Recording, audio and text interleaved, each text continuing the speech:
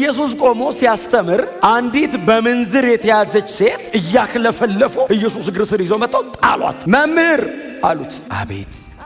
እቺ ሴት በምንዝር ተይዛለች አሉት። እሺ የብሉይ ኪዳን መጽሐፍ ሰባኪ ነህ፣ ስለዚህ አንተ የሕጉ መምህር ነህ። እንግዲያው ሙሴ በሕግ እንደዚች ያለች ሴት በድንጋይ ተወግራ ትሙት ብሎ ጽፏል። ይሄው መታለች፣ ምን ትፈርዳለህ? ሁሉንም አየና ወደ መሬት ዝቅ ብሎ ከእናንተ መካከል ኃጢአት የሌለበት የመጀመሪያውን ድንጋይ በሷ ላይ ያሳርፋል። ጌታ እንደዚህ አላት፣ አንቺ ሴት ከሳሾችሽ ወዴት አሉ ሲላት፣ አንድስ እንኳ የለም ስትለው ጌታ ምንድነው ያላት?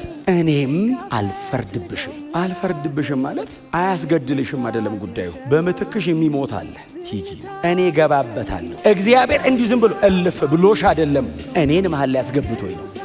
እኔ አለሁ በከንቱ አይደለም የስንታይ የሱስ ሆኖ